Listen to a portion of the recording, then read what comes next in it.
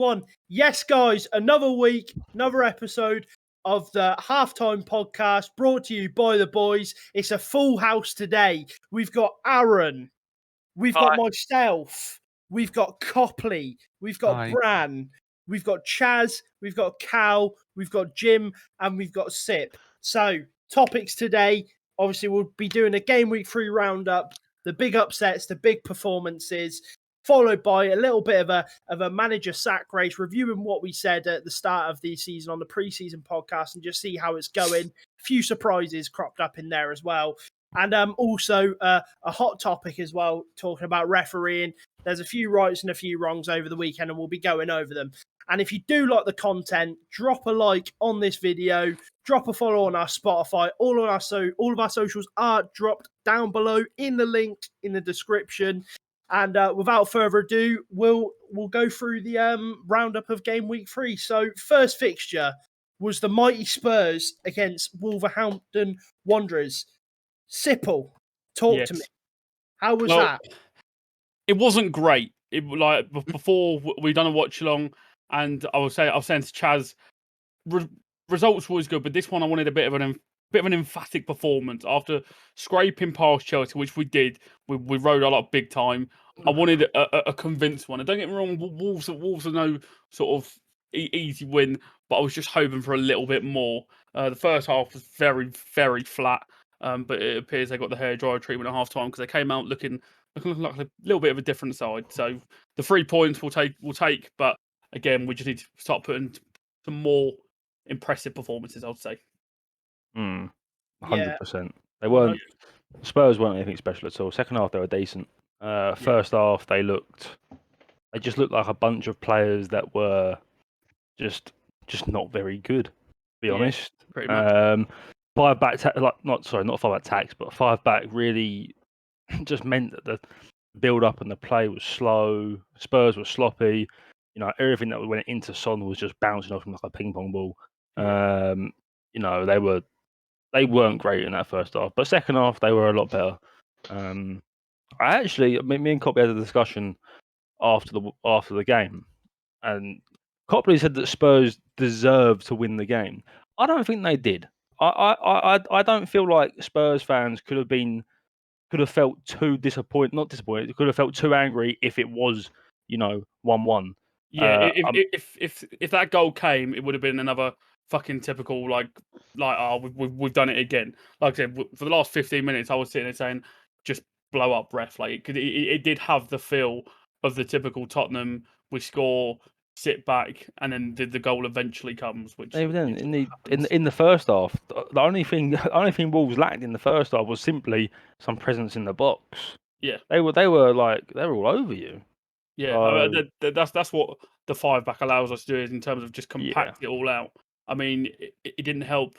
Like Romero was gone. Romero was gone. Yeah. But obviously they had three across their midfield, which instantly drowns out our two. Do you know what I mean? So that's where most of their success came from. But then obviously, once they get into the final third, they've got pretty much our whole team just sitting there waiting for them. I don't mean to interrupt. Sorry to cut you guys off there. And people on YouTube will probably agree with me. And the bloke doesn't need any more gas as it is. But Charlie, your new haircut's looking fantastic, mate. There's no way. There's no way. You can stop a conversation about a game. You know what, Cal? I was sitting there listening to you talk about the game. I was just like, you look good. Thank you very much, Cal. I really appreciate it. I got it cut on Friday. That's good. I'm potentially thinking that you could take a leaf out of my book and also get your own haircut. Yeah, it's booked in for Tuesday, mate. Yeah, There's no way you've just handed him like that after he's giving you love. No, but thank you very much. I appreciate it. I paid for it in my hard-earned money. Yeah. So anyway, back to football. Much appreciated. I was going to say where the fuck were we? That first half, although I think somehow we didn't get man of the match, Perisic was the best player for Spurs. Yeah. The issue was everything in that first half went through him, and Son was that side, and no matter what he did, it was going to shit. Passing, touching, anything he did was never gonna. It was just wasn't going well. Then you saw the second half. I was saying during the game against Southampton, Kulusevski was unbelievable, and you saw straight away in the second half, you started going down his side more. and it just opened up the game and gave you a bit more like just a bit of change, bit of him cutting back onto his left foot, and he put 2 or 3 delicious balls in the box. Yeah. I mean, the fact that he's allowed to cut in. I said during the stream, not saying they're the same, but it's like when Iron Robin would cut in on his left. All you have to do is show him down the line and don't allow him to cut in. At least Robin had the pace to get around someone. Yeah, exactly. But yeah, with Perisic providing a threat on the left and Kulusevski on the right, it was nice to see that. Just a balance, because normally it's Kulusevski and Sessegnon for the most part of last year. Was pretty awful getting his final ball in. But yes, so Perisic, a massive bonus. Man of the match. Yeah, without a doubt. I don't know how any. I don't know how any pundits or the commentators said it was Højbjerg that was man of the match. I see other people say it was other like Bentancur and stuff like that, and I'm thinking ridiculous. Perisic has been head and shoulders above every single player on this fucking pitch. Like, are you blind? Yeah, exactly. But yeah, what you gonna say, Brick? One thing I would highlight as well, obviously, like Emerson Royale hasn't been the greatest. I was about to say this on the right, and I was about to say Jed Spence didn't even get a sniff on the starting lineup. Or squad. Could there be, or squad for that matter? Could like just sort of a question to you, Sipple, as you're a Spurs fan. Could you can you see a little bit of like a Spurs loanee, but obviously he's the expert. But could you see like there's a few there's a bit of favoritism from Conte coming across there, just a little bit, just a reluctance to change that midfield pivot, that right back. You have you have someone who has massive potential in there. Do you know what I mean? Possibly. But what I was saying after the game is, after the Southampton game, obviously where we started with the same 11, Conte said, like, essentially this team didn't let me down last year, so now it's up to everyone else to work their way in. Do you know what I mean? So obviously Sessegnon was poor last week, got taken out, and Perisic in. Obviously, again, I'd really like to see Basuma starting, but the main journalists around Tottenham are saying there's no real reason to panic when it comes to Spence. There's nothing sort of like majorly issues. It's just about bedding in time. So I want to see him there like ASAP though. It's strange. I mean, you said during the watch along. I didn't know this, that Spence wasn't a signing that Conte really. It was like his idea or anything. It was more of the higher ups at Spurs. I mean, you would think that he's got a feature at some point. Yeah, no, he's got to. He can't be worse than Emerson. Like, I know Emerson, does a job for you or whatever, but when you're a top 4, top 5 team, or top 4 from last season, top 4, top 5 team in the league, you think you've got to be doing more than just doing your job. Yeah. So I mean, I expect him to feature at some point soon. Doherty should be starting over. That's the same thing. I know we joke around with calling him Goaty, but he should be starting over Emerson Royale. Yeah, like he actually last season did do pretty well consistently. Emerson Royale had like 2 or 3 good games at the end of the year, but consistency, Doherty was there most games he played. Yeah, so the right back is sort of the main issue at the moment in terms of how do you rotate, because I've just seen that one of our journalists said that Emerson's not going anywhere. So that's not a worry as such, but obviously I want to see Spence in there as soon as possible. Yeah. So we'll hope that's soon. Spence and Basuma, I personally think definitely. Basuma, potentially Spence. Basuma definitely. Spence is a bit of the unknown so far, because I think, as we said, or as I said in the pre, I've got him down as my flop of the season. Not flop, but like player that could potentially not live up to any form of expectations. But he did really just sell himself on one game. So it'll be interesting to see how he fits in, how he does. Definitely. Would you say Spence was more of a Conte signing, or was it a club signing? Oh, he weren't a Conte signing. Yeah, Conte got. Obviously, Conte signs off on all of them, but essentially it was an opportunity presented by the club. Obviously, Levy loves a young English player that he can hopefully then sell on for more later down the line. So, obviously, hopefully he gets bedded into the team quite quickly. Yeah. I mean, apart from that, I mean, what's it like? We said a lot about Spurs. Wolves look good.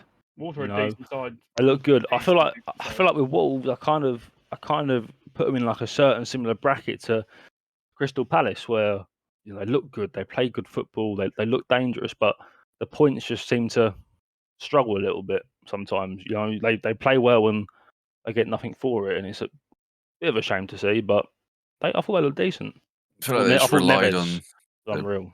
They relied on their like whenever they had like a count. There was a few periods of play where Eight Nuri down the left was doing all right, It was but good. on the counter it was just the front three versus Spurs is like 5 or 6, and it just took too long for any Wolves players to actually get in and support them.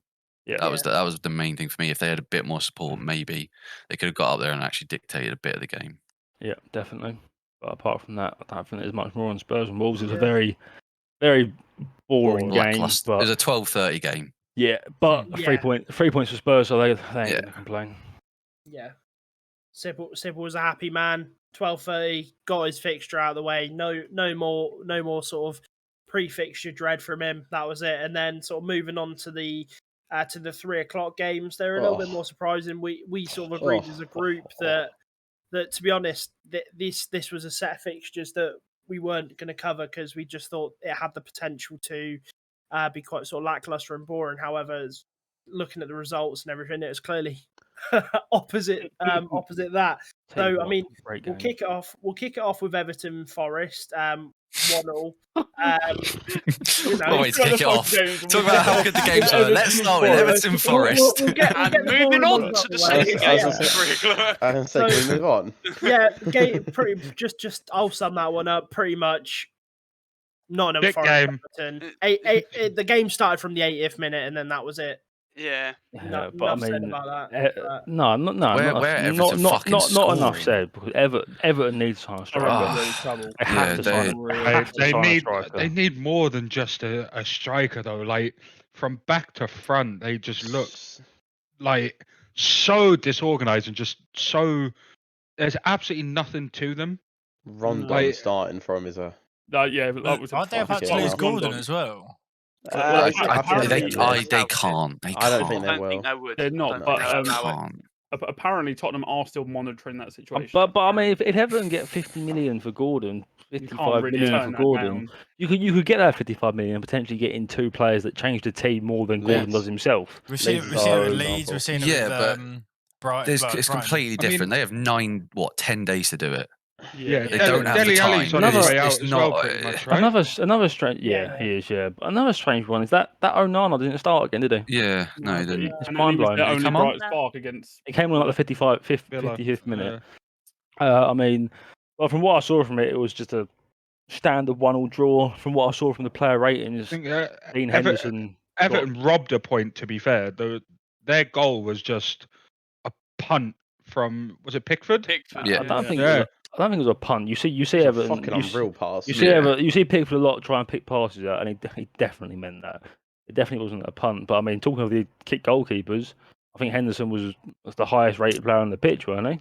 Third game in a row. Yeah, right, third game in a row. I mean, and I know that obviously he plays for Nottingham Forest, so he's going to get more shots. Well, saying that if you play for United, he gets the same amount of shots. But he's playing for Nottingham Forest. He's going to get a lot of shots on his goal. But he does look comfortable, and I thought it was a bit brave the way he came out and done that interview. It was a very it was quite an egotistical interview in my opinion. Guy's been fucked around too long. Yeah, he has. He wouldn't say his piece. But he said that, and as soon as that interview was released, he had to back himself up. And he fucking has. 3 games in, and he seems to be doing a pretty sound job there. Right? I mean, Forest have signed so many players, so it'll be interesting to see what happens with them. 15 now? 15 or 16? Yeah, something like that. 16. I mean, let's just talk about. Sorry, Aaron. Go on, go ahead. I was just going to say, isn't it? I thought it was like 1 every 4 days, isn't it? Since something like that. It might be even more now. The amount of players they've signed. Let's just talk about a potential total figure of like 44 million for Gibbs White. That is the game has gone crazy. It's crazy. It's just mind blowing. It's crazy to me because I think he's very young. 22.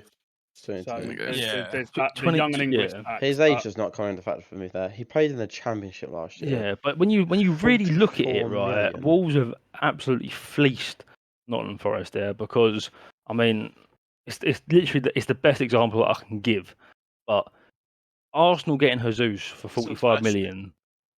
Yeah, but Arsenal getting Jesus for 45 million and then Nottingham Forest getting Gibbs White for a potential figure of 44 million is just fucking crazy. It's Mental. fucking This is ridiculous. crazy.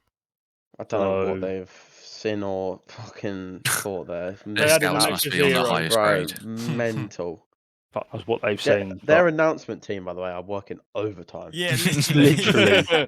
We've just finished the last one. Give us Yeah. a day. Another one? We We've just run out like of crunching the ideas. numbers, and now you got us another one. yeah. But But yeah, I mean, apart from they that, were better not games much at else free. went on in the Everton game. Yeah, I mean, Iwobi's kind of emerged for Everton as well. Just worth highlighting is just Yeah. him transitioning to midfields, looking a little bit. I mean, Sip, you're pulling a face, mate, but he albeit- has done all right. albeit he Like, didn't he offer has much got a anyway. But Wobie. he's actually For a he's actually had a Wobie. bit of a resurgence. He's No, actually like He absolutely has, but it was just like we were moving on from the game. Rick goes, Literally, yeah, I we put do, the same we do face. need to make Yeah, an Iwobi. Like, talking yeah, about shut up, fucking- shut up, Iwobi, Talking you know about what I mean? Everton Forest for 10 minutes of the Yeah. deadest Yeah, game of that's the all right. weekend. Yeah, Right, that's not too moving bad. on. That's not a problem. Right, moving on anyway. Leicester Southampton. They're in trouble. Leicester They and are in Leicester trouble. are Struggling. mudded. Fofana are out the in- door as well, they're in trouble. probably. yeah. But the thing, like to me, I understand again it's age and probably what he did last year. But if if a team starting defender is having this bad of a start, despite the rest of the team, I get that. But he's his defense is letting a lot of goals so far in 3 games. 4 Leicester's against defence? Arsenal, yeah. So 4 against Arsenal, 2 against Southampton. I forget who they played first. He didn't play. Two against They he- drew he with was- Brentford He weren't playing 2-2. against Like Southampton. against the third Southampton. Yeah, Well, he didn't play against Southampton. he went in the No. squad. He was No. he was in the really? stands. Yeah, Yeah, that's what I mean. He's out. He's out the door. Probably. Okay. Yeah. Yeah. Which is Um, another loss. I mean- still think it's a big loss to them. Yeah, when massive. they went, Massive they went in the lead again. They went in the lead against Brentford. They ended up drawing the game. They went in the lead against Southampton. Unreal goal from Maddison. Yeah. Unreal. Mm. I don't know how that bloke's still playing at Leicester. How he's not forfeiting his way out. I get the loyalty. You know, but when you've me got and- Newcastle coming in for you, Me and Just Cal do- were talking about it. It was like he does need to get out, but he's going about it the right way. I think Yeah, the he's respect for him. he's forcing his move by increasing his value, Mm. like his stock, his value to other teams. And I mean, it's a shame that Newcastle didn't get him, but in January, I think he's gone. Even if it's to a better team than Newcastle, Eventually. I think January he's got to, at that point, if he's still in the same position with Leicester and they're still struggling, which I The can't see them not, like they haven't shown me anything where The decline of that club is sad. Yeah, it is. I feel yeah, it's another thing though. It's the same like Gordon. Can they afford to lose him? No, If they lose they Fofana can't. as well, Probably they, not. I they feel haven't like brought anyone in. Madison. I feel like Madison's completely different to Gordon. I actually feel like Everton losing Gordon wouldn't be the end of the I world. don't think it's that No, bad. yeah. I feel like I really Leicester don't. losing Madison I is think- massive. I think it's worse for Leicester, but I still think it's bad for Everton. Yeah, It's bad for him, but they could potentially turn into something good. Leicester, I just don't see any end to The this. thing, what's the shit show. price tag on him at the minute? 60 mil? Then you put 70? 60. Was it it was, Newcastle? 60 no, million? we put in Or 60 50. for him. We put in Yeah. 60, And and he said no.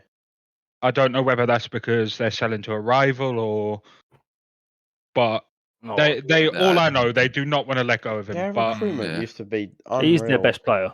Yeah. Oh, by far. yeah.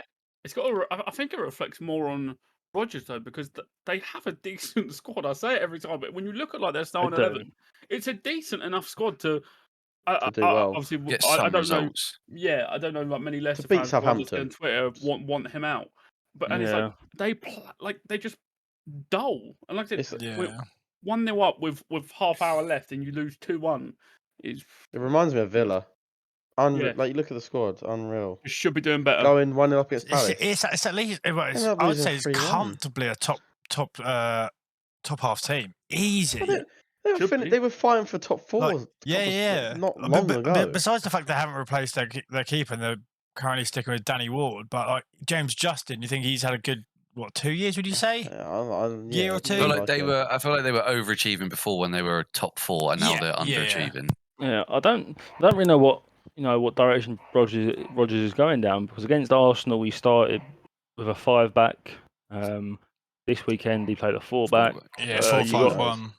you got that Soyuncu sitting on the bench. Who, I mean, surely he's better than Amati or Johnny Evans. Like Johnny Evans has done very well for Leicester. He was a key centre half for them when they were going through their like teetering around Europa League place. Yeah. Like not competing for Champions League, but when they were still finishing 7th, 8th, like around there, he was a key. Him and his ponytail, you couldn't miss him out of a fucking squad when it came to a Saturday. That off. Yeah, so I mean, they just look like a lost puppy on the pitch right now.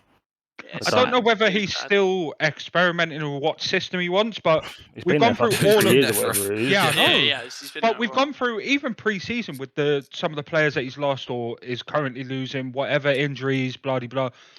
You're now 3 weeks in. You can't if you haven't got a good grasp on what you want to put out on game day, then there's no hope at this point. Not making any signings doesn't help. Yeah, there's something clearly going on behind the scenes. Got to say, impressive from Southampton again last week against Leeds. Can't take anything away from them.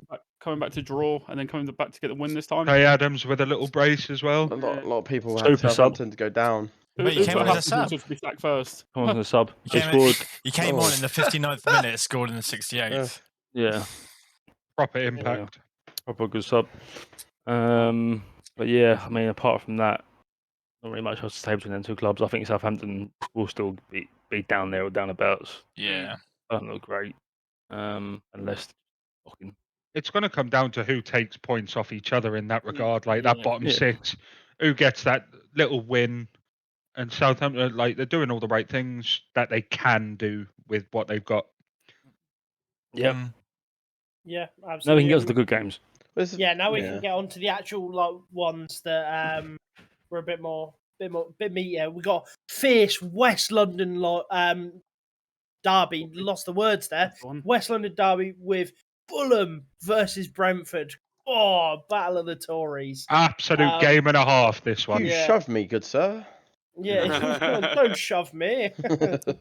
Wait, Fulham scored in the first minute. It was a great goal. Absolute top goal of the week. Absolute screamer, mate. Chaos. My King Mitrovic, by the way, still. Was he in his inflatable dartboard, isn't he? Yeah, no, he is. Hey, what? He must have fucking triple 20 plasters to his head, mate. Because everything goes to that fucking head. And everything goes to the fucking bottom corner. He is physically, he is a fucking you just look at him and think, I don't fancy him today. He's not someone. If your manager goes, right, corners, you're on him. No, I'm injured. I've got bellyache. I'm not turning up on Saturday. But he's been doing bits for Fulham. Fulham were good. Fulham were really good. They went 2-0 up, and both teams were good. Oh, it was quality. I don't think Brentford were that good in the first half. Actually, I think they were pretty poor in the first half. I thought Fulham were fucking outstanding in the first half, and then I think me and Jim watched Match of the Day this morning, and Brentford scored their first on the 44th minute, which is like the worst time to concede. The worst time. It was a fucking unreal goal, by the way. And they were also terrible in that fact. They were bad. Yeah, it's the second half. They were so good in that second half. But the second half, they were very good. Tony. Tony was some. Yeah. How many? He put the ball in the back of the net twice, didn't he? Three times. Three times got ruled offside. One of them was a very clear offside. The other one was an absolute scam that you rubbed that off. I hate that shit. It was so tight. I mean, we'll get onto because I was one of the Arsenal games as well, so we can speak about VAR later. But Brentford mounted the comeback. Everything was going through Tony. And then they get their equaliser and they're pushing, and then for the last 2 minutes, Fulham are just knocking on the door, and you get a ball going into the box. They go straight onto Mitrovic's head, and he's got to do better with it. It goes straight down the keeper's throat, and you're thinking that was their chance. And then, literally 45 seconds later, that Mbabu puts the ball into the box, back stick, and Mitrovic beats his man. It was just a header into the out of reach from the keeper. It was an absolute peach of a cross. Unreal. It was a beautiful cross. It was the header though, just to come round the back of his man to get in front. It was unreal. The timing of it, the placement, everything about it was so end to end. Oh, it was great. But I mean, very entertaining. I mean, what a fucking start for Fulham. No, two draws and three and a win is one against a what big a team as start. well. Oh, Nah, unreal Dream start. start, you could say. For them, it is Yeah. 100%. Coming up and probably 100%. everyone's saying, they're probably going to go straight back down like they have Yo-yo previously. team. Yeah, Not me though. to come in and get can't do math 3 for 5 points from 3. Yeah. Fucking Like, hell. you watched. So obviously Fulham go to Arsenal, go to the Emirates on Saturday, and obviously we played the another newly promoted team that had just on Saturday, and Bournemouth just let us play. There was no press or anything. I don't expect that from Fulham. I expect I'm actually Fulham to really press looking and forward to press that and game. press. Yeah. And I mean, if I'm who's their manager? Silva? Is it Silva or Marcos Silva. Marco isn't it? Silva? Yeah. If I'm Marco Silva, I'm telling Mitrovic, you glue yourself to Gabriel, because Gabriel's got a mistake in him somewhere. right now as a striker, I don't think you want to go up in the air against Saliba because he's winning everything. I saw That'd be Redknapp. interesting. I saw Redknapp referring to him as a fucking Rolls Royce. Who? Saliba. We'll talk about Saliba in a bit, all right? Yeah. We'll talk about him in a bit. Yeah. We'll carry on with this one for now. The thing is with Fulham, though, Jim mentioned it week after the Liverpool game, they just need to outscore because, again, their defence is leaky. Yeah, the defence ain't great, but The midfield, you know what? Pereira, hey, get him back. No, he could do a job at United. No, he'd come here and do fuck all for us. I Everyone knows that. I don't mind that though. Like, it makes a change from teams like Burnley. Watching Fulham just absolutely go at everything. Yeah. So it was on Match of the Day. They highlighted the first goal. I know it was only a minute in, but they had 7 people in Numbers. Brentford's box. Yeah. And it's just that is mental. It's so The entertaining. goal just sums it up. You've got the numbers. The ball will bounce and fall to you eventually. I love it. I rate it so much. It was a very enjoyable game to watch. Very enjoyable. Absolutely. And next game as well. Yeah, next game, Crystal Palace, Aston Villa. What well, a game. 3-1. Villa are fantastic. Yeah, absolutely. if you said underachievers, you'd be a smart man. I mean that Villa scored very early, and that goal was absolutely sublime. It was unreal. It was centre back, ball into Bailey, and the little cushion header down to Watkins, and he had the finish to match it. It was unreal. And that goal went in, and it literally felt like Palace just needed 20-25 minutes just to wake the fuck up. Yeah. Then they woke up, and then that was it. It was just they were unreal. Eze was quality. Eze was so good. Eze was also unreal. Like flies round shit. Literally, like they were very very good. They're proving to be decent at the back again. I think, give it a few more games when they've got. I don't think that Edouard starts next week. That Mateta come on and was King Mateta. He was a handful. He's still not getting 20 goals though, is he? No, definitely not. No, definitely not. 50 And safe, don't worry, I think when Elise, yeah. When he's, I don't know if he's fully fit, but I would assume at some point he's going to start in front of IU. Yeah. Oh, that could be dangerous. That could be dangerous, and it's strange because they don't their front three or Zaha, well, mainly just Zaha's top player, Eze in the middle's top player, but then around them they haven't got any big name stars or anything like that. I'll tell you what, fast forward a few years and Elise and Eze are really good at foot manager, and that's all I need to know. Well, the thing is, right, it's a tale of the two different squads. You got Crystal Palace, who, like I said, they got a couple star players, but it's just a few players in their academy, a few cheap players, just really good coaching. Mitchell, and then you got Villa. Fucking unreal. Villa's team is so expensive. It is, isn't bunch of big names, star players. They make loads. You know what the worst part about Villa is when they've made terrible. these signings, they're bragging about the fact that they can spend this money. Oh, it's when they awful. signed Buendia, Coutinho. Yeah, because didn't the director, the CEO, or someone do a massive video after this whole Grealish said, yeah, we've now fully invested, we've spent this much money on Buendia and whoever else they signed in that window. Well, who did they sign? Was it Diego Carlos? This year, yeah. Just injured for 6 months or whatever it is. Yeah. But he had a stinker in their game against Bournemouth. Yeah. Buendia, Villa didn't look good. I want to touch quickly. The only thing about Palace is Zaha started well, but we've seen Zaha start well, have very good spells, and then fall off the face of the earth for 6 weeks in a row. Consistency. That's the only thing. How how consistent will the team in general and he be? It's funny That's you the say one thing, that I because think. he scored 11 in 16. His past 16 games, he scored 11 goals, and I think for Palace that's good. Yeah. I mean, Yeah, very good. he's done phenomenally, and I think if he's depended on heavily.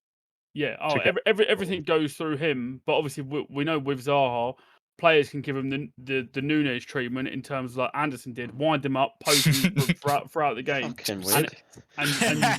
No, I was saying like in terms No, of scrap. provoking him.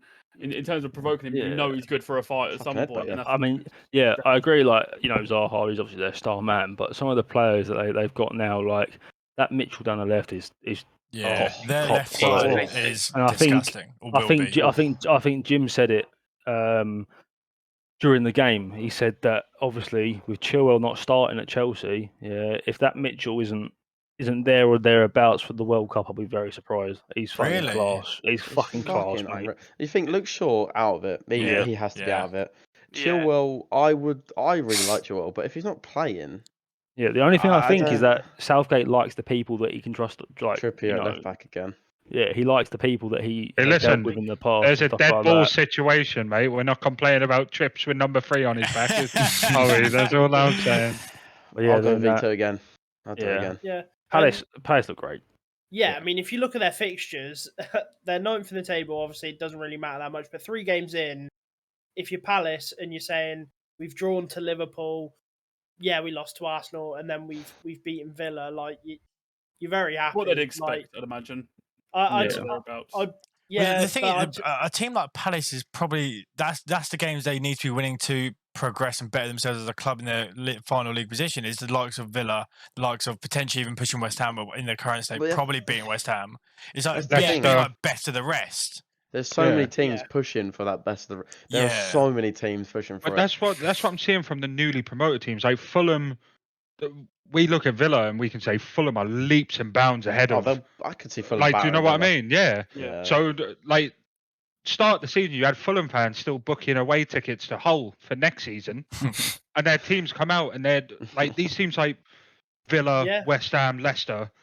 They're fucking nowhere. They're there for the taking. Like, they are there for the taking. Same as Man United. It's no longer like, this will be a close game. I'd put Palace on the same level as Newcastle, potentially fighting for that. Like, I agree. Really? Ninth, agree. 8th spot. I think they definitely looked so good yesterday. I definitely agree.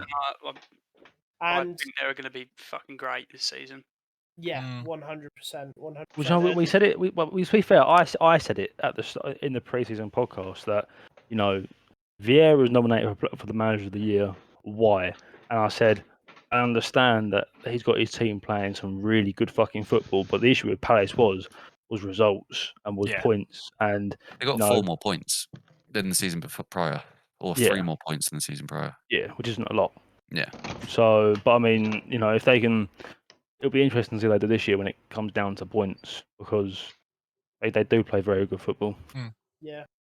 My thing will be there will be a sticky patch, I feel, for them, and it's if they can grind out results and continue their run of form. Yeah. Yeah. Talking of continuing their run of form, Arsenal winning 3-0 at the Vitality Tin Can. Aaron, how did that fixture go for you, mate? Fantastic, everything that I wanted from them. I called 3-0, and it was kind of pretty much. I know you were falling asleep doing it, but it was wrapped up in 11 minutes. I know. Saliba. I know you. Anything.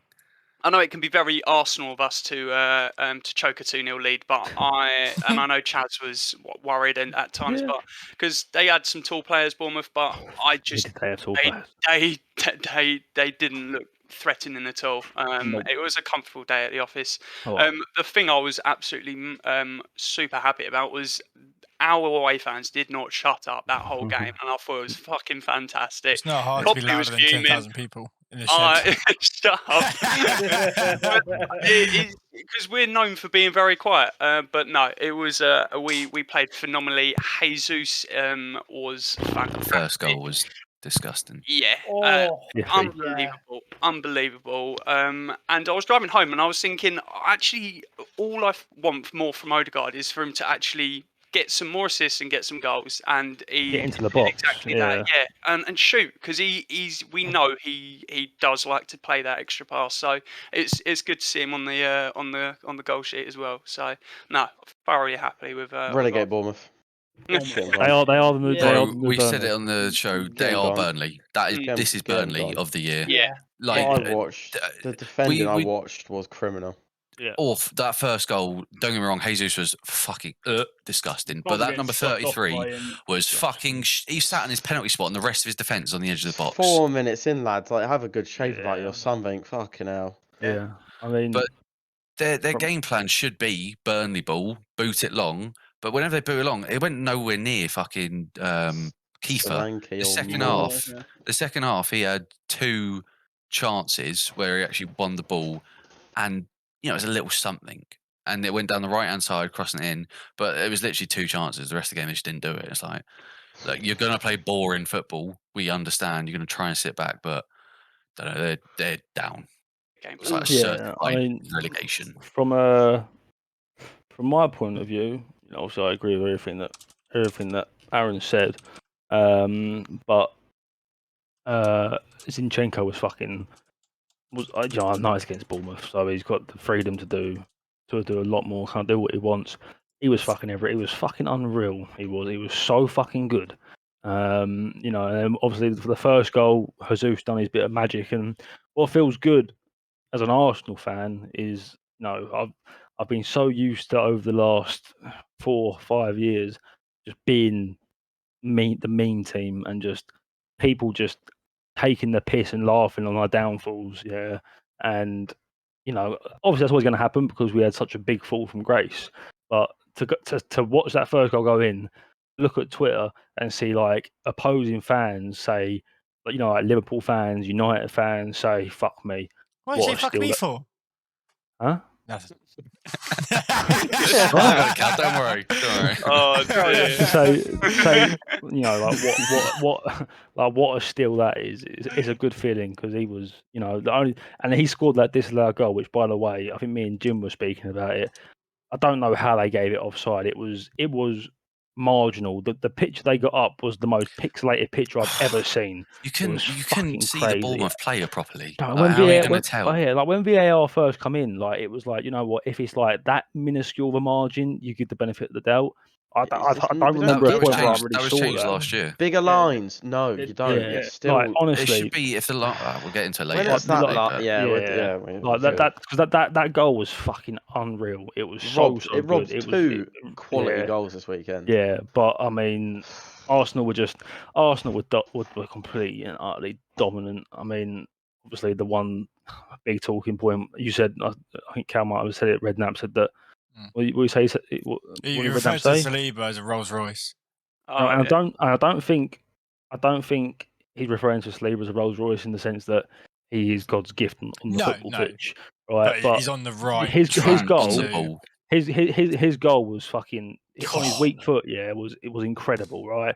But Saliba, it just looks, everything that he does looks so effortless for him. He looks so comfortable, and I think the most enjoyable part about it all was, he's a young kid, and he noticed, there's a period in the game where Bournemouth were pressuring us a little bit and whatever, and he's a bit of a no-nonsense defender, but the ball came to him, and he had a striker on his back, and instead of trying to do anything special or anything like that, he simply knocked the ball back towards his own goal and just sprinted after it, and just made sure that there was no one behind him and no one could do anything to him, and then cleared it. It was just like a sense of like being calm and comfortable, and which in the Arsenal defence I haven't had much, confidence in them for quite a long Rob time. Holding doesn't give you that feeling?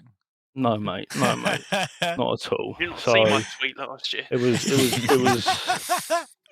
was really nice to see. So yeah, I'm once again for the third week in a row, I'm a happy Arsenal fan. That's really nice. Will soon end, I'm sure. It's been nice. Like I said, we play Fulham on Saturday, which could be a different game. I think it'll be a goal fest potentially. Oh, potentially good. Yeah. It'll be decent to see how it'll probably be. It could be Saliba's first proper test, I would say. Yeah, up against Mitrovic. Yeah. And but you say that, right? I understand where you're coming from. Mitrovic is obviously a lot better than what Bournemouth are offering.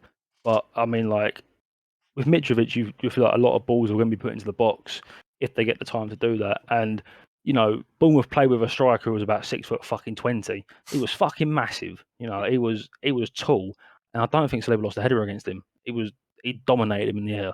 It was good to see. So yeah, it'll be a good game. I do think the balls to him were piss. But any time there was a ball going towards Saliba and the striker, Saliba beat him in the air. So it'll be interesting to see what happens in the Fulham game. And that was kind of it for like the Saturday games as well. To be fair, Arsenal dominant performance, pretty much what you'd expect. What you'd expect of this Arsenal that we see. Mikel Arteta's tricky Reds. I mean, and that Bournemouth. Yeah, and that Bournemouth with Scotty P in his shit cardigan. But I mean, moving on to the Sunday fixtures. Today was great. What a day! Yeah, we unreal. had two 2:00 games. West Ham, Brighton, Leeds, Chelsea. We'll go through West Ham, Brighton first, with West Ham losing at home to Brighton 2-0. I tell you what, Brighton dominated the majority of the game as well. Surprisingly, it was pretty end to end for the most part, but. Like you never really felt like West Ham were going to get a goal besides the first 15 minutes of the second half. Besides that, Brighton looked very comfortable. And I think we said it last week. We'll probably say it next week. Considering they've lost their two star men, one of them being their player of the year last season in Cucurella, to lose him and Basuma and still get the results they're getting. Better. Yeah, they look better. The results they're getting and signing. So good. People that no one's really heard of. I don't think they're starting them, to be perfectly honest. But obviously, you're seeing Gross, seeing Trossard really step up, and Caicedo. Seeing them really step up. It's nice to see. More to my point. Oh, sorry, Brian. Just quickly, of the prediction of West Ham underachieving. I think West Ham are the only team in England not to have scored in the league yet. And Sky Sports tweeted. They tweeted saying list of English teams to score a goal in the league this season. West Ham. Wow, that is literally it. Up the Brighton own goal. And to think they got to a European final last year. The thing is, mental. We're 3 games in now. They spent £40 million on a striker, and Moyes still starts Antonio. Antonio, it doesn't make sense to me. It really doesn't. Last season, Jared Bowen bailed him out a lot. Massively. A lot. He hasn't done it so far this season. And I just don't understand, that Skamaka played against in the Europa Conference League qualifier, scored a goal, assisted a goal, looked like a threat in the box. Antonio doesn't look like anything a striker should be. He started off a fucking right back, didn't he, or something like that? Yeah. You just start your £40 million man. Like, I think you have to next game. Yeah, I think you have to. Something. I think that game just solidified Brighton, like the extent of what Brighton can offer. It was, like a team that builds, can attack, can score, can dominate a game over like a fairly strong, or on paper, a fairly strong side. Another team pushing for that best of the rest. Yeah. It's definitely. They did it last year for a little bit. Ninth. They had a really horrific second half of the year. I think they only won maybe 2 games in 2022, like the actual calendar year. But the start of last season was similar to what they're doing now, and it would be interesting to see how consistent they can stay throughout the season. I mean, that Brighton team are literally, you look at the teams around them, and I wonder how many of those Brighton players actually get into teams around them. I don't think there's many of them. But that Brighton team is just a pure example of just the manager having his players do exactly what he wants, and then working hard for each other and working hard for the manager, and it's paying off big time. Imagine saying they're going to go down. That was a weird call. The thing was you, weren't Jim? No, I don't know what you're about. I said that as well. No, the thing is, one thing that concerns me massively with West Ham is if you're struggling now, you're going to be going to the arse end of Europe in a couple of weeks every Thursday to play in the Conference League. So this should be the time that you're the most energetic you are. And with 3 games in, you haven't scored yet. I mean, I'm just trying to see who what they've has got. happened to Bowen. He doesn't look very. He's present in the games. Don't get it wrong, or at least against a Brighton game. But he just didn't look dangerous in the He's final on third. fire. He was meant to be pushing for that World Well, Cup spot, but he has not done well there. Danny They've- Dyer too much. they've got Villa next week, so we'll see who's Oh, the that's 3 fucking points. the worst of the That is a worst. shit 'cause, off and half. Yeah, that's going to be Yeah. a game they'll be hoping to win. It's like two idiots fighting. Like, Yeah. like Literally. British Bulldogs are like very, very special people on either side. Like, yeah, it's I going think to as be. well though, Scamacca will help Bowen as well because he has got a ball Right in on the bench. spot, so he did it from that. Well, that's what I mean. If they start him, I think it will help Bowen as well. Yeah, definitely. But you could arguably say the other 2 o'clock from today Sunday was Oh, a massive, wow. horrific upset. Massive. Wow. Massive upset. Massive. Unreal. Now, I I mean- thought Chelsea would kick on because I thought they looked all right against Spurs. Spurs tax. People say that, and they say, "Oh, it's a derby," but you still have to put your boots on and fucking do your job. Yeah, And but it's easy to do that with Derby. I don't think it is. I don't think it is. There's nerves. Yes, it is. For Chelsea against absolutely not. Tottenham, this is why I didn't want to say it last week because I would have just sounded like I was salty about the game. But that performance was Tottenham tax for Chelsea because they always turn up against us. I'm surprised that it was 3-0. Again, Chelsea have looked pretty pony this year so far. They were Bar awful against Everton. They were absolutely awful. They were but shocking I today. thought they were going to Yeah. kick on. I genuinely did because They they could have won against Everton shocking. 4-0, then gone in against you and lost. And you think, well, is that because of the derby or is it because they're tactically inept? But today they were tactically inept. I just think today was a prime example of their key players going missing. Well, Mason Mount, useless. This is what I say Jorginho, about- a goal useless. scorer. This is what I say about it's easy to get up the Derby. Like, not like tactically wise. I mean, like energy wise. You know how they were pressing and pressing Tottenham. It's easy to do that when you're at home in a derby. When you're playing Leeds and you go into it thinking, "Oh, we should beat these." They got absolutely. It wasn't even an upset of like they got lucky. They absolutely They outworked battered Leeds, them. yeah. Oh, I think someone said that battering. in the Absolute first battering. half or second half, Leeds had around 6k more at a period. I Yeah, think you mentioned it, 6K Chaz, I more. think. Yeah. That is ridiculous. But Go on. A few things. We've said it a lot, but they need a fucking out-and-out striker. They Ivan desperately Toney need one. No, is he's coming to United. there. It's fine. No, he's not. But also, Reece James playing right centre back can't happen again either. Yeah. He needs to be playing in his best position. Yeah. I mean, Agreed. the simple fact today is that I said in the preseason podcast that I need to see more from Chelsea in the league. That they're a team that should be up there. That should be wanting to be up there with City and Liverpool. And I said what I said and said that since Tuchel came to Chelsea, yeah, he won the Champions League. But apart from that, I really don't get him that much. And Really disappoints. the simple fact today, Tuchel's got all these managerial honours. League winner, Champions League runner-up, and today he got outplayed and the opposition manager put on a better tactical display, and this guy's come from America. I mean, if you're a Chelsea fan, you sit there and think it simply cannot happen. It can't. Especially If you want Arsenal. to be taken seriously, it can't happen. Yeah, you could 100%, I if it's agree. like a 1-0 or it's a 2-1, we lost. In Yeah, the like 88th minute, they you got know, lucky. It's football, you know what I mean? It was But a battering. They got blew out. It was a battering. I mean, don't remember Meslier making a good save. No. I think he made think one he off the did. top of my head. I think it might be It was hardly- from hardly- Havertz yeah. or Mason Mount. It was Mason Mount's shot. Is the one I remember. Like, Yeah. onside wise as well, because they were offside Yeah. a lot as well. Yeah. Yeah. Yeah, and It's then just you've shocking. got It's just big name Koulibaly players getting that are sent off as missing. well, Yeah. which Yeah. is Say it all which the isn't time. great. Jorginho's poo. I'm going to say it. Don't care. Yeah. That guy's fucking awful. Like, Sterling's it's not like, fucking awful. it was the But argument when he got It's top just- I 3. don't rate him It was at that all. argument when he got top 3. If you take him out of those teams, they're the exact same. Because when they're playing bad, he looks fucking shit. He doesn't know what to do. They all look fucking shit today. None of them look The thing good. is, Not one Kante of them. probably I was going to say you could covers for see the loss of Jorginho. loss of Kante Yeah. today was Gallagher was yeah. pants. Gallagher was He poo. shit. Yeah. Mount He was was shocking. poo. Havertz was Havertz was shit. crap. Sterling got on the ball a lot in the opening minutes. Sterling- That's a loud goal. Yeah, he scored a decent goal. Shame it was offside. Oh yeah, Mendy that was- is tragic from Mendy as The well. thing That is, was it's not the really first time though. Yeah. It ain't Yeah. the first No. time he's done that. It wasn't the first time in that game. Yeah. He did it That's before true. where he got away with did. it. He did. Yeah, and I was gonna ask like this question as well. Does this give Kepa a way back into the side at all? No, or no, Do you think- terrible. You know Do you what? think What we it's- saw from Mendy today is what Kepa's taught him.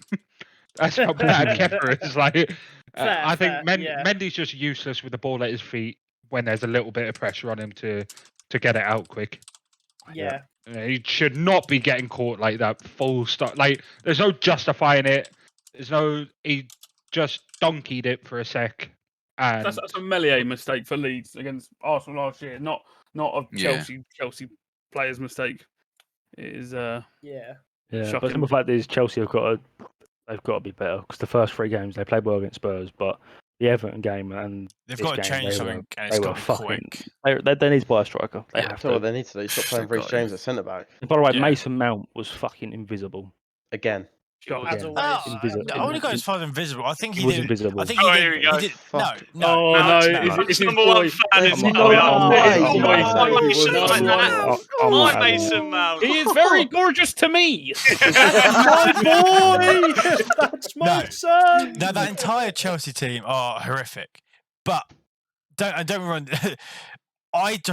Mason Mount provided more in the game against whoever they just played, Leeds. Don't get they still lost 3-0, still shite. Than like what? I don't know what Havertz is doing for that team. Oh yeah, no. He's trying to play striker. but He he's not can't striker. do it. Put Money That's Mace not up his. there. That's and not let's his have a fault look. though. No, it's not. No, He put yeah, his right. skill service. Havertz has not been great by any stretch of the imagination, but That- Tuchel's got him playing like striker or false 9. Maybe he could have done it in the Bundesliga, yeah. Yeah. But we all saw last season big Bundesliga players come over, didn't perform. So I'm not surprised, you know. He's living off the Champions League goal. He's got no service. He hasn't. Take that so- goal away, and they'd be handing for him to probably get moved on. Yeah, Already. probably. Timo Werner, But I mean, there you go. unjustified. And last game of the weekend. Blockbuster. Oh, Oh, What a game. wow. What a game! We had a Unbelievable. Sunday. Today was a Imagine good day of wanting football. to not watch it as well. Thank you, imagine Aaron. that. Crazy. There was Jim. turmoil among the Yeah, boys yeah, Kieran.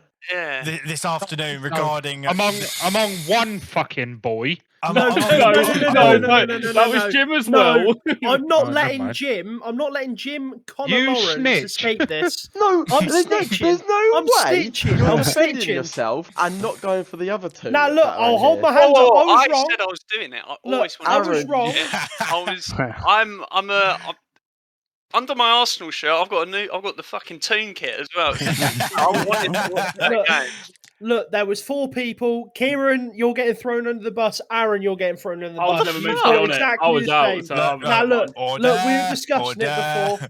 We Look, nearly broke Right. up. Right, We on nearly to the broke game. up. I was Newcastle So, City. there you go. Newcastle, fucking unbelievable. They were very, They very were thick. so fucking good today. You know- You know in my what? First opinion- 5 minutes, I'll give it City. Go on, Brad. Yeah, After yeah. that, But all after Newcastle. that first Newcastle goal winning, even a bit before that, I actually thought Man City were really fucking shit. Yeah, They weren't And great. the only They reason, weren't great. why they got a result is just sheer, pure solo magic, Magic. brilliance. Kevin De Magic. Bruyne That is it. dragging them through it. Yeah. They just Yeah. look so open. From when that first whistle went, I said it instantly. I said during the watch long, Newcastle were running. Like they let them. Don't go. They conceded the 4th minute, but Newcastle yeah. were running, getting into them, pressing, boxing them in. They could have we easily said had their it. heads down and. We said it in and the not kicked on. in the preseason podcast that half, like literally 90% of the teams that play against City, they just let them control the game, let City do it, and that's when City are best. As soon as people start running at City, they look a bit more open, and today they were, because defensively they were fucking shite. I don't know what, because I said this in the watch long as well. It's the first time where I've seen City's defense That bad. be rocked, and it wasn't like we'd done anything special. We just, when we had the ball, we were like, right, we're going forward. Do you know what it is? They're so used to teams just sitting deep. Yeah, I against think goal, that's counter-attacking what them. it is. That They didn't intimidation. know what to factor. do when the team was running at them. They were lost. Ruben I Diaz think- came on and looked fucking awful. That's I the think weakest part. when Bruno started off the game with a bit of like aggression about him, I said to Cal, we need to make this midfield battle of Gundogan, De Bruyne, and Rodri versus Willock, Joelinton, and Bruno. If it becomes physical, we'll come out on top. And that's what it was. It was like a scrap in the middle of the park. But we kept the ball from them. We attacked. We created. I mean, to be fair, we created chance after chance after chance. Yeah, I- that first I- half If was. it was not for De Bruyne relentless. and a scrappy second goal from them, like if I was an opposition's team's manager, yeah, you know, like 3 days before the game, I'd get all the boys into a theatre room and I would simply play 180 minutes of Spurs versus City, right? Because Spurs do it absolutely perfect. They sit in, right? Yeah, they may concede, right? But they get into them. They play them on the counter attack. City's weakest part of their team is their defence on the counter attack. It's not great.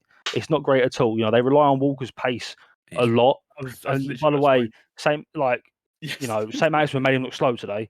Yeah, which is surprising. And I knew St. Maximin was quick, but I didn't think he was that quick because there was a moment in the first half where even Willock done Walker for pace. Yeah, I was Even having Willock nightmares broke tonight through. about that game because he Yeah. got run ragged. But- It's lucky he has some sort of pace. yeah.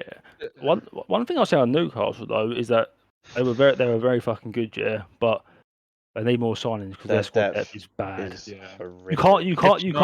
You can't start a front three of ASM, Wilson, Messi, Messi. Miguel, Oh, Almiron, sorry. and then like Joe Linton, Bruno, and Willock, and then the subs that you make are Longstaff. Wilson off for Wood and Willock off for Longstaff. It just doesn't work. We said that as well today, didn't we? Yeah, It is going to happen. It's the It will complete happen. opposite ends of the table. I get that, but obviously, you think City they needed to change something. They could have brought on Julian Alvarez. They could have brought on Mahrez. it was weird. That was weird. Yeah, Yeah, and they they bring didn't. yeah. But they've got that depth, and their squad would still go unchanged talent wise. And we were looking at Newcastle's bench, as you say. You need a Don't goal. read it out. All we've Don't read it out. was Chris Wood. Okay, we need Jacob some pace. Murphy. Yeah, we need some pace. Ryan Fraser. oh it- God. It's not. Our depth isn't there, and even if the depth, you could call it depth, just not very good depth. The quality that we will lack by making subs. Yeah. Of your 11 Whereas subs City can change half their outfield players, and there is not a possibility of a decline in quality. Literally. And it was just to go as far as we did in that game, and to bottle it, so to speak. If it wasn't for De Bruyne, like what he did on that pitch Jesus today, Christ. he was quiet for the majority of the game, and then just thought, That let me pass just is flick the ridiculous, switch. mate. That It's pass is ridiculous. ludicrous. I said, Hands down, what Trippier did was the best thing. That free kick was unreal, and then De Bruyne Magic. just goes up the other end and does that. That fucking free That's kick. free And I'm like, what the fuck? Like, you Unreal. can't be happy with this little ginger cunt running about the pitch. He's done something to his hair. I've said it for he's done something to his hair. Mate, He's you really can't. passionate about De Bruyne as You well. know, and talking about trips and De Bruyne, we saw a red card that Fucking shambolic. you say that, and I don't think it was a red card. Yeah, not Yeah. at all. Yeah, I can see Yeah, why. I can see- It was It given looks as a red bad. to begin It with. Yeah. looks- yeah. and Yeah. Go I've ahead. seen challenges like that, and actually challenges less, not as bad as that, have received red card because the player Trips simply made no attempt for the ball whatsoever. Yeah. He was And going into De Bruyne. regardless of studs, right? It was still a challenge that was potentially endangering De Bruyne. De Bruyne was running at full speed as well. Gliding. Right. So the more I actually think of it, I watched it a couple of times and I saw some things on Twitter.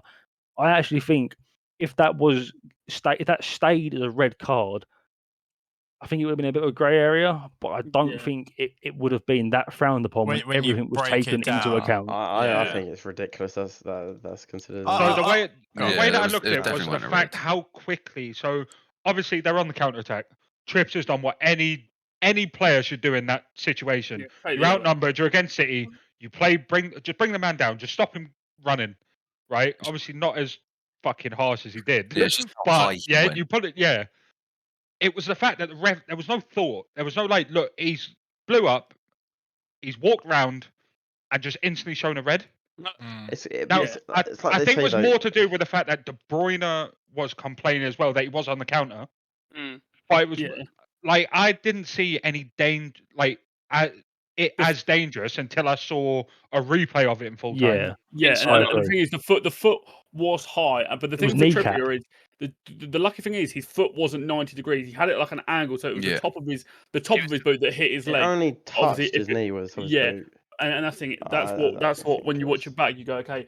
But when he's lunged in at that height, and it looks like he could have gone. Oh yeah, I can see why the ref's I giving think it. the ref is fine to give that a But- red because, like you say, you can overturn the red.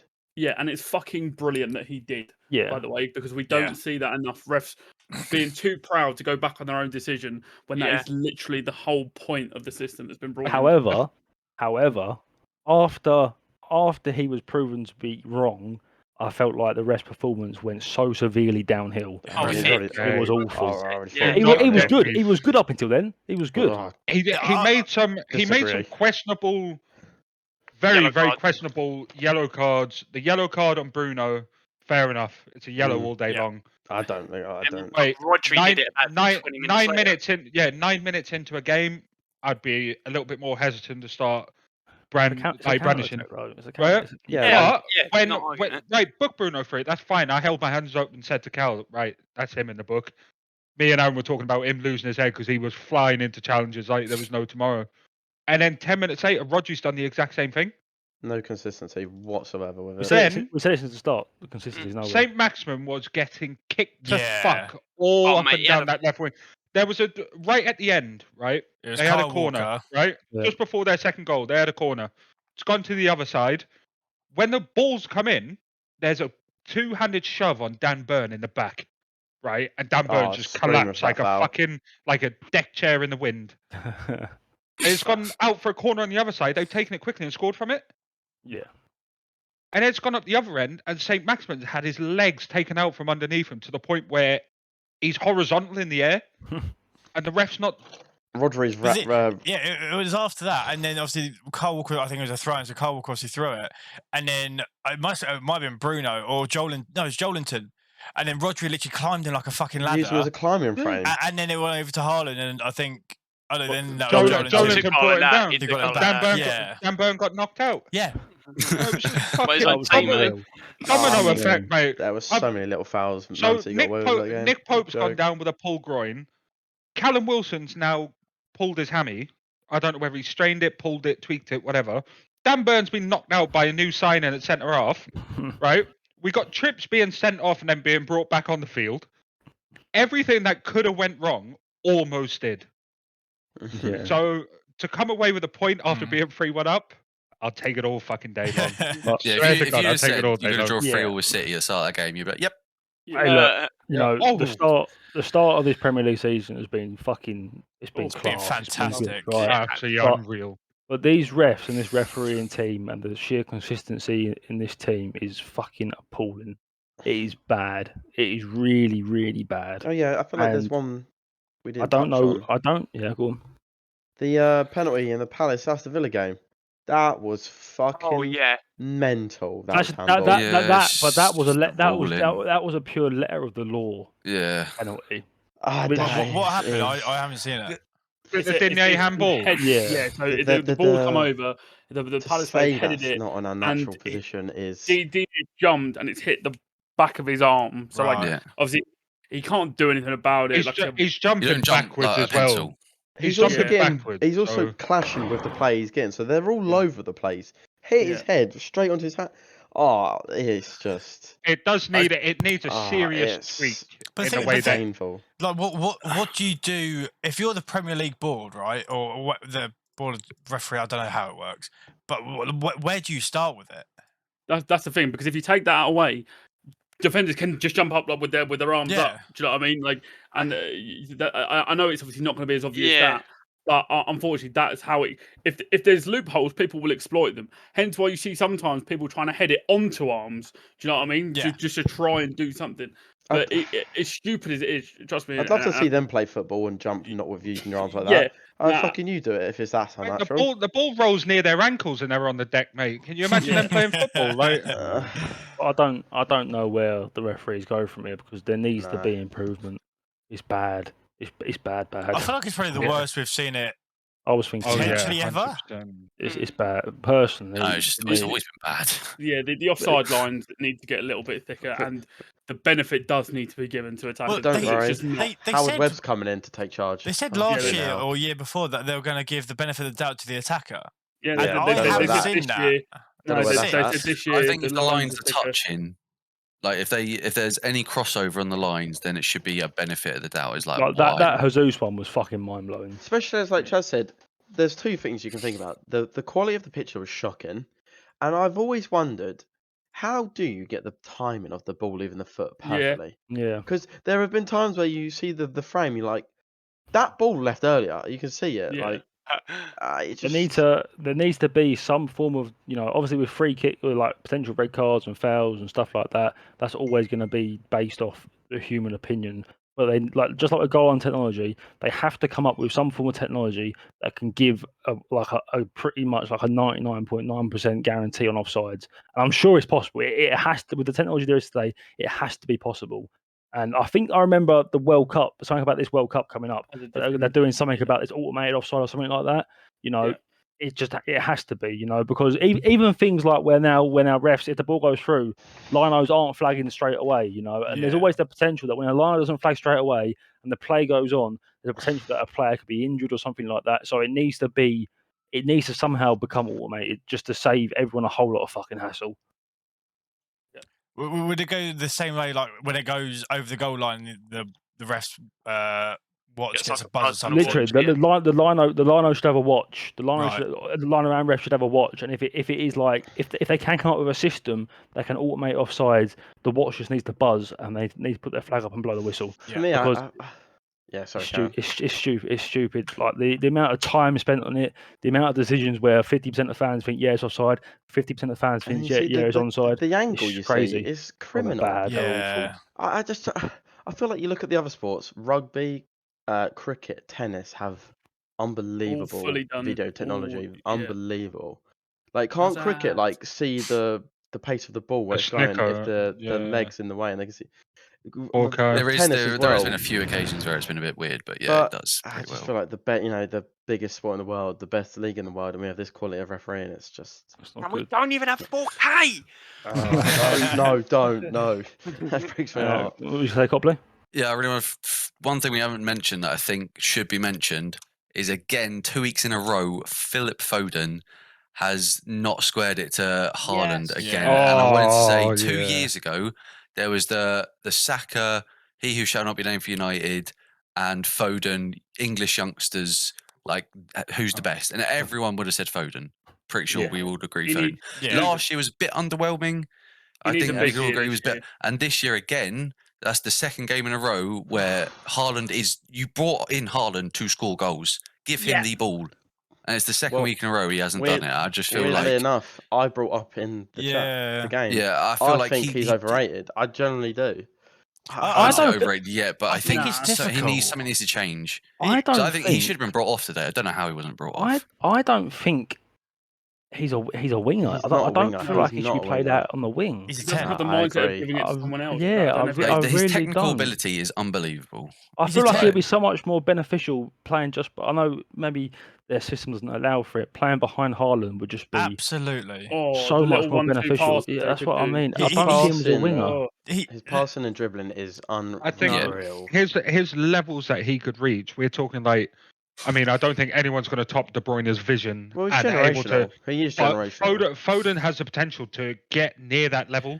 Yeah, whether it comes and to Mbappe were meant to be like the three that are closest of our generation. He could just slot into that De Bruyne role as and when De Bruyne gets on a bit, etc., or you bring him off in a game or something like that. Because I think De Bruyne can do Gundogan's role and be a box to box. I think but the quality De Bruyne has is just. It's difficult. Yeah, it is difficult. I think it's difficult with how much we briefly mentioned with how much talent Manchester City has in their club, and that's why we were talking about the rotation. You can't keep everyone happy, and obviously Jim mentioned earlier today that could be why they're not so successful in the Champions League because they're constantly changing. You're not having like your set 11, 12, 13 players consistently playing, but like. I think, as Chaz said, I don't think you're not dropping KDB ever. No, not until he's severely injured or he's just done in terms of until his leg falls off. You're not dropping him. He can have an all right game and then just do that. But then you don't want to leave a player out like Phil Foden because of what he can produce when he's given the opportunity. I feel like Pep is trying to play Foden how he can play Bernardo Silva. Now, Bernardo Silva is a very, very talented football player. Bernardo Silva can play in midfield, or can play out on the wing, He's and very can do selfless as well. and can do both jobs equally as well. Whereas I don't feel like Foden's got that wing potential that Bernardo Silva has at all. Well, No. Not one bit. But me with is, that like, said, though, you can go Riff, yeah. with that said, like, there's still no excuse for him not putting his head up and making that pass. Because, like, even so, he should still be making that pass. Yeah. Like, The one last week was but bad. in both Like, instances. this week wasn't This as is what I was bad, going to but say yeah. though, like, because I saw it come up last week. Yeah. In that City team, right? I know Sterling gets a lot of abuse for like chances missed, and like he has the amount of goals he has because of how many they create. But I don't know, it's not all about stats. But he plays that same side as Sterling, and I saw his stats in the Premier League. They're really not that great. He has 14 assists in like 100 appearances. Who's Is that Foden? right, Foden? And Foden, Yeah. 14 assists. Yeah, it's That's not great. And you can see disgusting. why. For that City Yeah. team. When he's Bit not passing it to selfish. Haaland like that, you can see why it's so low. When And you have a Pep is not going to be happy with that. Chaz mentioned you have a- Bernardo Silva, he would pass that 9 times out of 10. Yeah. I All think. we're saying is think his Saka ego- clear. He's got 15. He's got 15. He's got 15 assists. That's what I'm going to say. Oh, there I you go. think there might be an element of Phil sort of seeing himself as the main man, obviously with Haaland coming in and just trying to get as many goals as he can just to try and cement that. But spot. I think it's also like obviously we say Haaland's got to settle into a new team and whatnot, but City have also not. got It's the other way to around. settle to having an He's already actual settled him. prolific Yeah. goal scorer. Look, I made a tweet Haaland today. didn't need more than 24 hours to settle into that fucking team, mate. I Swear made- to God. I made a tweet today saying that Haaland must have made about 5 kilometres worth of forward runs with no balls through whatsoever. Oh, Yeah. his Yeah. movement Oh, is a mate. joke. But that's what I was saying. Like in terms of the team changing to find Haaland, because obviously we saw Gundogan do it quite a bit. We also, we saw Bernardo Silva do it quite a bit, and KDB obviously was always looking for Haaland. But you don't really see. Obviously, Phil Foden wasn't really looking for Haaland. Obviously, when the balls were coming in from Cancelo or Walker, weren't really looking for Haaland. So I think I with time and obviously with more training and whatnot, I think it'll only be a matter of time till everyone just searches out Haaland. No matter where the ball is, just find that tall blonde geezer and just give him the ball. God, he's scary. He is quick. disgusting. Power that he can just like Newcastle's centre backs ain't pushovers, but the goal he scored. They are almost fucking slow though. Let's bounced off. not get Yeah, it obviously they're twisted. slow, but you think like, they just shove him over to the ground or do something, but he's got that power in him. Yeah. The robot. Now to preview tomorrow night, which I'm sure that everyone's. So the show's been great this evening. It's both sets of fans dreading the game because they're both terrible. Yeah, they've both had horrific starts. Probably. I'm going to say it now. It's 4 or 5 Liverpool, and this sets up their season. That's my prediction. But this is the the best thing time is- to This play is them the in the turning last point. 4 years. Yeah, For but United. for me, this is Liverpool's turning point. Salah bags 2, and this is the turning point. I want to know where we get 4 goals Mate, from. we Liverpool. Don't ask me. think- We're shit. I think you're going to go back to. Well, I expect you to go back to how you performed with Salah and Diaz. Going to be more inverted forwards rather than wingers, because at the moment you're playing winger. They're playing like wingers because of Nunez. And Firmino's not an out-and-out striker. He's more of a false The nine. ghost. Um, False 9 ghost. Same thing. Yeah. They need to make signings. We looked Yeah. midfield wise, yeah. We looked at it earlier. Last year, Liverpool only lost 3 games, and I think they drew 6 or 8. 2 games and drew 8. Yeah, sorry, that way around. And they've already drawn Dropped 2 games. points. They've already dropped points against. You expect them to Fulham and who's the other team? Palace. Of course it was. It's not a Albeit great those start. teams played well. Yeah, It's but still it's Liverpool. worrying. It's still It's Liverpool. If we're also looking how at close the arguably title the was. best team in the league. Yeah. Sorry, in the world. Sorry, you could argue. Yeah. Not now. Yeah. I'm Not just now. pointing out anymore. that Meant with to be. with Liverpool's midfield situation, I said when we done the Palace Liverpool game that they can't afford any injuries. They can't their midfield is bare bones when they're Yeah. full strength. Yeah, Like, Thiago's Combined injured. age of 900. That is an You expect, don't though, have with enough Thiago, time he to does make those all the time. signings for the midfield. Thiago midfield Yeah. bingo, that injury bingo, that is. Yeah, he just gets Yeah. injured all the time. It'll It's be a very interesting game. this game Oh, tomorrow well, will be draw. what I said earlier: 2 idiots fighting. Fucking And it's Scott going to McTominay, be- if he plays, and Henderson are going to have an absolute No. nod off on No, the pass. We have said McTominay is the bottom 3 club midfielder. You think Liverpool aren't going to win that midfield if he starts? Then fair fucking play. No, Hey, no, if no. he starts, McTominay, we are McTominay went fucked. to Bournemouth, that he decreased the value of their ground. I'll tell you I'm- what, Truth. I'll propose this expecting a last win. question. Yeah. Does Martinez start at centre back? Yes. No. Oh yeah. Yes. Because they brought Yeah. we got Casemiro in. He's But not no, going to. he's not playing. Well, yeah, No, but he's not going to. I think He's going to fit into that role. So why would back. he? Why would he put Yeah. Martinez in there just for a week? Yeah. I mean, Yeah. also we also have no You ha- height, yeah. so I don't. I know think who's gonna be tomorrow's there. going to be Martinez and Varane. I think that's what it's Should kind of what I be. feel like. Yeah. I think it's going to be And Should be Malacia. King on the Eric. left. but Yeah. We would have had height if Nunes didn't headbutt King someone. Eric's gone. King Eric has gone to Marseille, You which must be is so very upsetting. scared. Poor Yeah. Nunez, scared of No. United. Nunes. What I will say is, I think, and this might be slightly controversial, but I think if Bruno Fernandes starts against Liverpool, we may as well not turn up. Just point blank. Do you The think? midfield That's should all be. I'm going to add. You can't That's all- play Ericsson and Bruno, but Bruno I does not think deserve to we start need over to. Ericsson. Yeah, we need No, to yeah. have Ericsson in there. I think maybe a sprinkle of Donny van der Don't Beek. say Donny. Maybe, Give up on Donny. maybe. No, I love him I so agree much. with him. I agree Oh, with I'm him. also with it. Yeah, I know, I but think there's if four I pick my managers that haven't midfield, fancied him. it would be. If I had to pick my midfield right now, it would be Ericsson, Fred, and Garner for this week. Yeah, But literally. this week. I think we've said it for the last 3 weeks. We've tried and a we'll lot say it again. in 2 games. Something must be seriously wrong with Donny van der Beek. Is he For just him to- shagging all their daughters or That's the something? thing. Like, Yeah. Whenever he comes on, I'm never like. Oh, You're what's he just doing? shit. Yeah. Like I said, No, that's every time I four watch him, I'm managers like- that haven't fancied And him one now. of them was the one that brought him into the limelight at Ajax. Which is I even hope he more gets some time strange. to. Because I bet he whenever he was- comes on, I'm never like, yeah, you're dog shit. I'm always like, yeah, you're doing the right things. You're doing better Yeah. than what we've got for sure. Off the ball That's not big runs, shot, albeit. effort. You know when he makes a pass out of his feet, you know it's gonna land to another A red player. shirt. It's not gonna hit a billboard or go out to touch. You know it's gonna hit a red shirt. To So I just don't get it. But yeah, I mean that's pretty much it. I was Glad- gonna say, speaking of shit, if Salah plays like anything the last 2 games, Yeah, I will he's been fucking. dog shit. Salah as scores well. 2 and kicks his season off. Let's just My say, if you're Yeah. listening, I would watch it tomorrow because either Copley's gonna be raging or I'm gonna be raging. It's I'm going to be bad. smiling. You got 2 of the worst probably ragers watching tomorrow. The So rage yeah, it's off. gonna be. Rage It's gonna be an off. absolute- it's gonna be a mid-off in Mid-rage off. midfield and a Midfield's rage mid- off.